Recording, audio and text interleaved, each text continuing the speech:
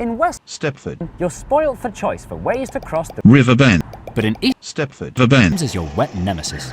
Your only options to cross are queue for ages for the Financial Quarter Bridge, or get seasick on the so slow it's literally never worth it Newry ferry. This gives poor East Stepford quite the disadvantage. Despite the very short distance as the crow flies, if you live here, it's very unlikely you go to work or school or do your shopping or visit friends here, unless you're a crow. So how did Stepford it end up so unfairly asymmetrical? In other words, why is West Stepford better than East? Stepford Dun dun dun dun.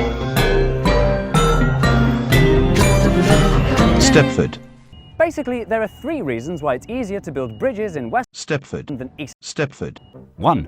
Geography. In the West, River Bend, this is a narrow, squiggly trickle where bridge building is easy.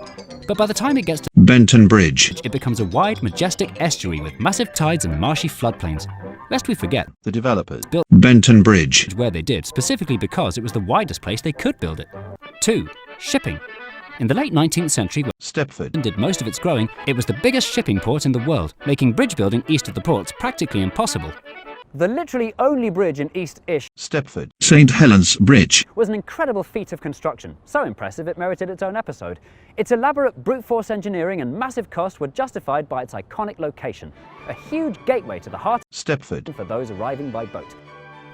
If they wanted to build any more bridges in East, Stepford every one of them would have to be bigger or more complicated than, St Helens Bridge, and that wasn't going to happen because 3. No demand. Historically, East Stepford has always been poorer and more sparsely populated than West, Stepford with no rich people to pay tolls and no important people to complain.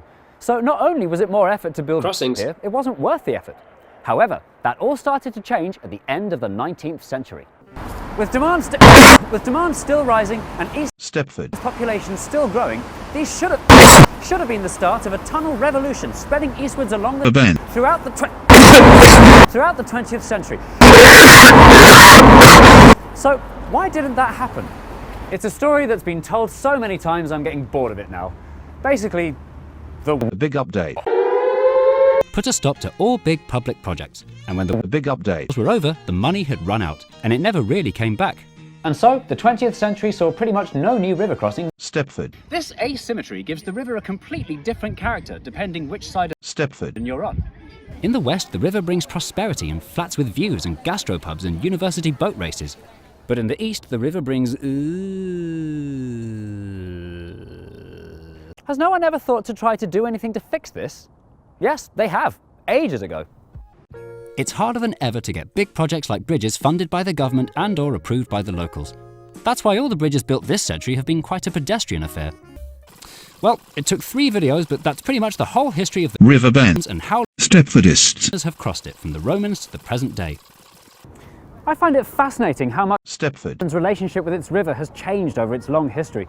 It's actually quite sad to think that what started out as a major highway and the lifeblood of Stepford saturated with boats of all different shapes and sizes, now spends most of its time sitting uselessly empty. A physical and mental barrier between North and South. Stepford But will this trend, like so many others in Stepford evolving infrastructure, shift back the other way? Are there ways we could put our river to better use? What future technologies lie ahead in the next 1,000 years that could see our river once again becoming a major useful highway? So if you're not busy, join me next time for another thrilling installment of Unfinished Stepford. Hey you. Yeah you. If you haven't heard already, the Elizabeth line has finally opened. It has 3 branches, the Paddington to Reading and Heathrow branch, the Paddington to Abbeywood branch and the Liverpool Street to Shenfield branch. You can also get a limited edition Elizabeth Moquette Oyster card from any of the Zone 1 stations. Get them while you still can. There are also only 8 remaining Class 315 units in service, therefore, only 4 train sets in service, so catch them while you still can. So come and ride the Elizabeth line today. If you live outside the UK, then I feel bad for you because you're missing the fun. If you want to experience the purple, catch a flight then. I'll see you next time for another thrilling installment of Unfinished Stepford.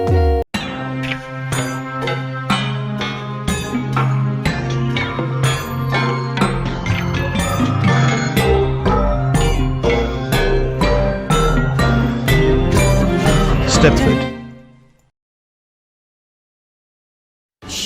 Worst episode ever.